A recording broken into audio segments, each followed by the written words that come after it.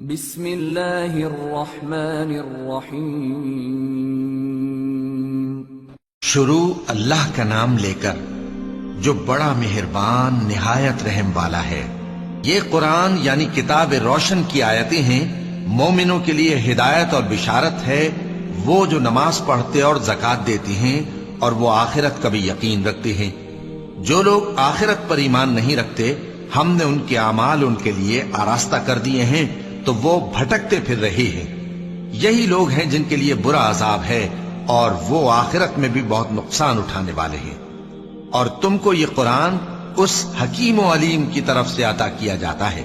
جب موسیٰ نے اپنے گھر والوں سے کہا کہ میں نے آگ دیکھی ہے، میں وہاں سے رستے کا پتہ لاتا ہوں یا کوئی شعلہ یعنی ایک انگارہ تمہارے پاس لاتا ہوں تاکہ تم آگ تاپو۔ جب موسیٰ اس کے پاس آئے تو ندا آئی کہ وہ جو آگ میں تجلی دکھاتا ہے بابرکت ہے، اور وہ جو آگ کے ارد گرد ہے، اور اللہ جو تمام عالم کا پروردگار ہے پاک ہے۔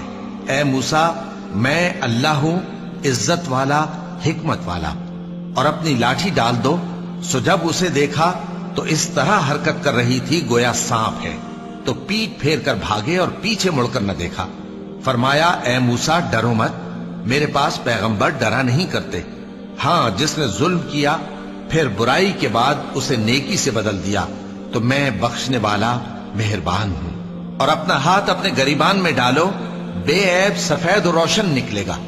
ان دو معجزوں کے ساتھ جو 9 معجزوں میں داخل ہیں فرعون اور اس کی قوم کے پاس جاؤ کہ وہ بدکردار لوگ ہیں۔ پھر جب ان کے پاس ہماری روشن نشانیاں پہنچیں تو کہنے لگے یہ کھلا جادو ہے، اور بے انصافی اور غرور سے ان کو ماننے سے انکار کیا، جبکہ ان کے دل ان کو مان چکے تھے۔ سو دیکھ لو کہ فساد کرنے والوں کا انجام کیسا ہوا۔ اور ہم نے داؤد اور سلیمان کو علم بخشا، اور انہوں نے کہا کہ اللہ کا شکر ہے جس نے ہمیں اپنے بہت سے مومن بندوں پر فضیلت دی۔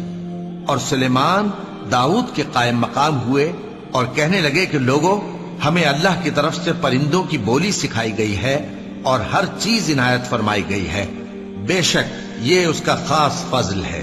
اور سلیمان کے لیے جنوں اور انسانوں اور پرندوں کے لشکر جمع کیے گئے اور پھر ان کی جماعتیں بنائی گئیں، یہاں تک کہ جب چیونٹیوں کے میدان میں پہنچے تو ایک چیونٹی نے کہا کہ چیونٹیوں، اپنے اپنے بلوں میں داخل ہو جاؤ، ایسا نہ ہو کہ سلیمان اور اس کے لشکر تم کو کچل ڈالے اور ان کو خبر بھی نہ ہو۔ تو وہ اس کی بات سے ہنس پڑے اور کہنے لگے کہ اے پروردگار، مجھے توفیق عنایت کر کہ جو احسان تو نے مجھ پر اور میرے ماں باپ پر کیے ہیں ان کا شکر کروں، اور ایسے نیک کام کروں کہ تو ان سے خوش ہو جائے، اور مجھے اپنی رحمت سے اپنے نیک بندوں میں داخل فرما۔ اور جب انہوں نے پرندوں کا جائزہ لیا تو کہنے لگے کیا سبب ہے مجھے ہدہد نظر نہیں آتا؟ کیا کہیں غائب ہو گیا ہے؟ میں اسے سخت سزا دوں گا یا ذبح کر ڈالوں گا یا میرے سامنے اپنی بے قصوری کی واضح دلیل پیش کرے۔ ابھی تھوڑی دیر ہوئی تھی کہ ہدہد آ موجود ہوا اور کہنے لگا کہ مجھے ایک ایسی چیز معلوم ہوئی ہے جس کی آپ کو خبر نہیں، اور میں آپ کے پاس ملک سبا سے ایک یقینی خبر لے کر آیا ہوں۔ میں نے ایک عورت دیکھی کہ ان لوگوں پر حکومت کرتی ہے اور ہر چیز اسے میسر ہے، اور اس کا ایک شاندار تخت ہے۔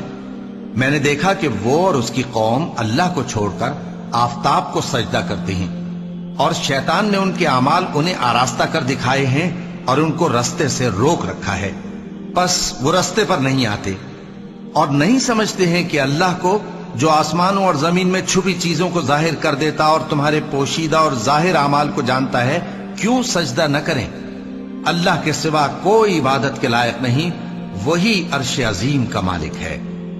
کیونکہ آیت سجدہ تلاوت کی گئی ہے لہذا سامعین پر سجدہ واجب ہے۔ سلیمان نے کہا اچھا، ہم دیکھیں گے تو نے سچ کہا ہے یا تو جھوٹا ہے۔ یہ میرا خط لے جا اور اسے ان کی طرف ڈال دے، پھر ان کے پاس سے ہٹ جانا اور دیکھنا کہ وہ کیا جواب دیتی ہیں۔ ملکہ نے کہا کہ دربار والوں، مجھ تک ایک نامہ گرامی پہنچایا گیا ہے، وہ سلیمان کی طرف سے ہے، اور مضمون یہ ہے کہ شروع اللہ کا نام لے کر جو بڑا مہربان نہایت رحم والا ہے، بعد اس کے یہ کہ مجھ سے سرکشی نہ کرو اور مطیع و فرما بردار ہو کر میرے پاس چلے آؤ۔ خط سنا کر کہنے لگی کہ اے اہل دربار، میرے اس معاملے میں مجھے مشورہ دو جب تک کہ تم حاضر نہ ہو اور صلاح نہ دو میں کسی کام کا فیصلہ نہیں کیا کرتی۔ وہ بولے کہ ہم بڑے زوراور اور سخت جنگجو ہیں اور حکم آپ کے اختیار میں ہے، تو جو حکم دیجیے گا اس کے انجام پر نظر کر لیجیے گا۔ اس نے کہا کہ بادشاہ جب کسی شہر میں داخل ہوتے ہیں تو اس کو تباہ کر دیتے ہیں اور وہاں کے عزت والوں کو ذلیل کر دیا کرتے ہیں، اور اسی طرح یہ بھی کریں گے۔ اور میں ان کی طرف کچھ تحفہ بھیجتی ہوں اور دیکھتی ہوں کہ قاصد کیا جواب لاتے ہیں۔ پس جب قاصد سلیمان کے پاس پہنچا تو سلیمان نے کہا، کیا تم مجھے مال سے مدد دینا چاہتے ہو؟ سو جو کچھ اللہ نے مجھے عطا فرمایا ہے وہ اس سے کہیں بہتر ہے جو تمہیں دیا ہے۔ حقیقت یہ ہے کہ اپنے تحفے سے تم ہی خوش ہوتے ہوگے۔ ان کے پاس واپس جاؤ، اب ہم ان پر ایسے لشکر لے کر حملہ کریں گے جن کے مقابلے کی ان میں طاقت نہ ہوگی، اور ان کو وہاں سے بے عزت کر کے نکال دیں گے اور وہ ذلیل ہوں گے۔ سلیمان نے کہا کہ اے دربار والو، کوئی تم میں ایسا ہے کہ قبل اس کے کہ وہ لوگ فرما بردار ہو کر ہمارے پاس آئیں ملکہ کا تخت میرے پاس لے آئے؟ جنات میں سے ایک قوی ہیکل جن نے کہا کہ قبل اس کے کہ آپ اپنی جگہ سے اٹھیں میں اس کو آپ کے پاس لا حاضر کرتا ہوں، اور مجھے اس پر قدرت بھی حاصل ہے اور امانت دار بھی ہوں۔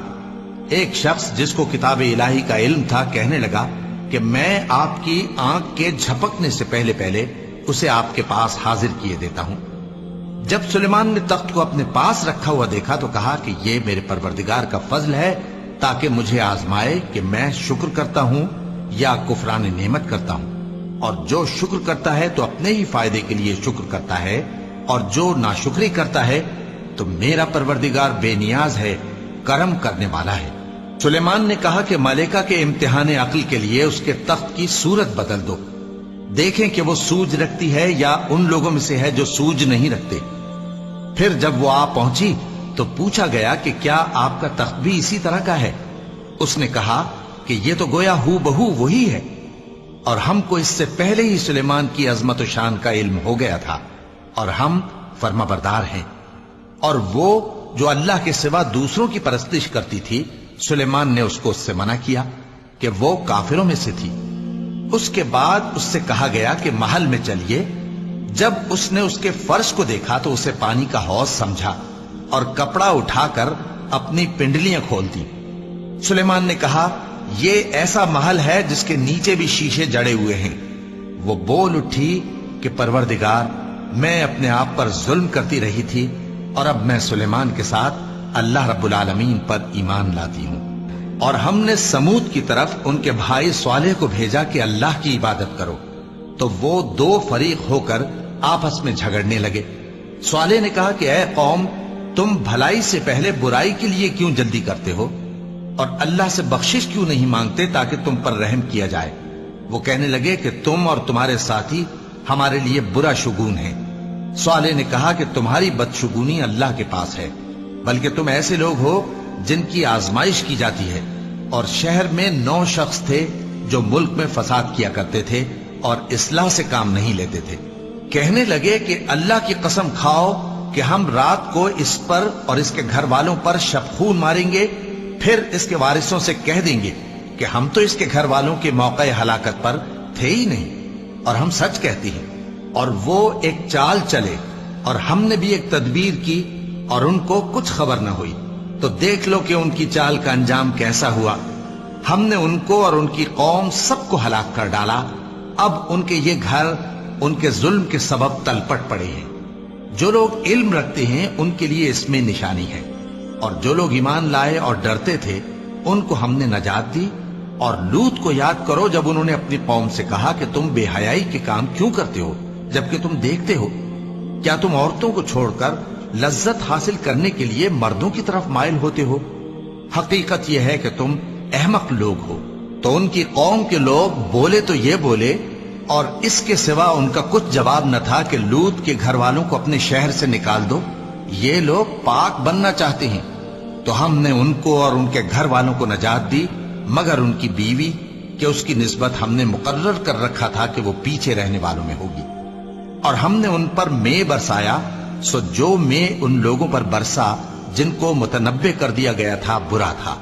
کہہ دو کہ سب تعریف اللہ ہی کے لیے ہے، اور اس کے ان بندوں پر سلام ہے جس کو اس نے منتخب فرمایا، بھلا اللہ بہتر ہے یا وہ جن کو یہ اس کا شریک بناتے ہیں؟ بھلا کس نے آسمانوں اور زمین کو پیدا کیا اور کس نے تمہارے لیے آسمان سے پانی برسایا؟ پھر ہم نے اس سے سرسبز باغ اگائے، تمہارا کام تو نہ تھا کہ تم ان کے درختوں کو اگاتے؟ تو کیا اللہ کے ساتھ کوئی اور بھی معبود ہے؟ ہرگز نہیں، بلکہ یہ لوگ رستے سے الگ ہو رہے ہیں۔ بھلا کس نے زمین کو قرارگاہ بنایا اور اس کے بیچ نہریں بنائیں اور اس کے لیے پہاڑ بنائے، اور کس نے دو دریاؤں کے بیچ اوٹ بنائی؟ یہ سب کچھ اللہ نے بنایا، تو کیا اللہ کے ساتھ کوئی اور معبود بھی ہے؟ ہرگز نہیں، بلکہ ان میں اکثر علم نہیں رکھتے۔ بھلا کون بے قرار کی التجا قبول کرتا ہے جب وہ اس سے دعا کرتا ہے، اور کون اس کی تکلیف کو دور کرتا ہے، اور کون تم کو زمین میں اگلوں کا جانشین بناتا ہے؟ یہ سب کچھ اللہ کرتا ہے، تو کیا اللہ کے ساتھ کوئی اور معبود بھی ہے؟ ہرگز نہیں، مگر تم بہت کم غور کرتے ہو۔ بھلا کون تم کو جنگل اور دریا کے اندھیروں میں رستہ بتاتا، اور کون ہواؤں کو اپنی رحمت کے آگے خوشخبری بنا کر بھیجتا ہے؟ یہ سب کچھ اللہ کرتا ہے، تو کیا اللہ کے ساتھ کوئی اور معبود بھی ہے؟ ہرگز نہیں، یہ لوگ جو شرک کرتے ہیں اللہ کی شان اس سے بلند ہے۔ بھلا کون خلقت کو پہلی بار پیدا کرتا پھر اس کو دوبارہ پیدا کرے گا؟ اور کون تم کو آسمان اور زمین سے رزق دیتا ہے؟ یہ سب کچھ اللہ کرتا ہے، تو کیا اللہ کے ساتھ کوئی اور معبود بھی ہے؟ ہرگز نہیں۔ کہہ دو کہ مشرکو، اگر تم سچے ہو تو دلیل پیش کرو۔ کہہ دو کہ جو لوگ آسمانوں اور زمین میں ہیں اللہ کے سوا غیب کی باتیں نہیں جانتے، اور نہ یہ جانتے ہیں کہ کب زندہ کر کے اٹھائے جائیں گے، بلکہ آخرت کے بارے میں ان کا علم ختم ہو چکا ہے، بلکہ یہ اس کی طرف سے شک میں ہیں، بلکہ یہ اس سے اندھے ہو رہے ہیں۔ اور جو لوگ کافر ہیں کہتے ہیں کہ جب ہم اور ہمارے باپ دادا مٹی ہو جائیں گے تو کیا ہم پھر قبروں سے نکالے جائیں گے؟ یہ وعدہ ہم سے اور ہمارے باپ دادا سے پہلے سے ہوتا چلا آیا ہے، کہاں کا اٹھنا اور کیسی قیامت؟ یہ تو صرف پہلے لوگوں کی کہانیاں ہیں۔ کہہ دو کہ ملک میں چلو پھرو، پھر دیکھو کہ گناہگاروں کا انجام کیا ہوا ہے، اور ان کے حال پر غم نہ کرنا، اور نہ ان چالوں سے جو یہ کر رہے ہیں تنگ دل ہونا۔ اور کہتے ہیں کہ اگر تم سچے ہو تو یہ وعدہ کب پورا ہوگا؟ کہہ دو کہ جس عذاب کے لیے تم جلدی کر رہے ہو شاید اس میں سے کچھ تمہارے نزدیک آ پہنچا ہو، اور تمہارا پروردگار تو لوگوں پر فضل کرنے والا ہے، لیکن ان میں سے اکثر شکر نہیں کرتے۔ اور جو باتیں ان کے سینوں میں پوشیدہ ہوتی ہیں اور جو کام وہ ظاہر کرتے ہیں تمہارا پروردگار ان سب کو جانتا ہے، اور آسمانوں اور زمین میں کوئی پوشیدہ چیز نہیں ہے مگر یہ کہ وہ ایک کتاب روشن میں لکھی ہوئی ہے۔ بے شک یہ قرآن بنی اسرائیل کے سامنے اکثر باتیں جن میں وہ اختلاف کرتے ہیں بیان کر دیتا ہے، اور بے شک یہ مومنوں کے لیے ہدایت اور رحمت ہے۔ تمہارا پروردگار قیامت کے روز ان میں اپنے حکم سے فیصلہ کر دے گا، اور وہ غالب ہے، علم والا ہے۔ تو اللہ پر بھروسہ رکھو، تم تو صاف حق پر ہو۔ کچھ شک نہیں کہ تم مردوں کو بات نہیں سنا سکتے، اور نہ بہروں کو جبکہ وہ پیٹ پھیر لیں آواز سنا سکتے ہو، اور نہ اندھوں کو گمراہی سے نکال کر رستہ دکھا سکتے ہو۔ تم تو انہی کو سنا سکتے ہو جو ہماری آیتوں پر ایمان لاتے ہیں، پھر وہ فرما بردار ہو جاتے ہیں۔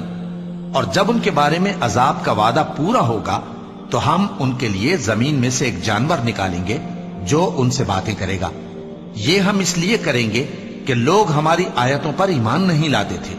اور جس روز ہم ہر امت میں سے ایک بڑے گروہ کو جمع کریں گے جو ہماری آیتوں کی تکذیب کرتے تھے، پھر ان کی جماعت بندی کی جائے گی، یہاں تک کہ جب سب آ جائیں گے تو اللہ فرمائے گا کہ کیا تم نے میری آیتوں کو جھٹلا دیا تھا، حالانکہ تم نے اپنے علم سے ان کا احاطہ تو کیا ہی نہ تھا؟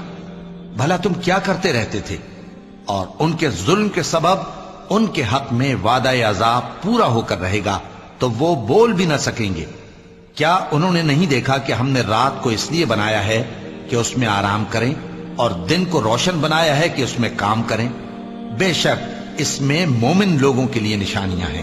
اور جس روز سور پھونکا جائے گا تو جو لوگ آسمانوں میں اور جو زمین میں ہیں سب گھبرا اٹھیں گے، مگر وہ جسے اللہ چاہے، اور سب اس کے پاس عاجز ہو کر چلے آئیں گے۔ اور تم پہاڑوں کو دیکھتے ہو تو خیال کرتے ہو کہ مضبوط جمے ہوئے ہیں، مگر وہ اس روز اس طرح اڑتے پھریں گے جیسے بادل۔ یہ اللہ کی کاریگری ہے جس نے ہر چیز کو مضبوط بنایا، بے شک وہ تمہارے سب افعال سے باخبر ہے۔ جو شخص نیکی لے کر آئے گا تو اس کے لیے اس سے بہتر بدلہ تیار ہے، اور ایسے لوگ اس روز گھبراہٹ سے بے خوف ہوں گے، اور جو برائی لے کر آئے گا تو ایسے لوگ اوندھے منہ دوزخ میں ڈال دیے جائیں گے۔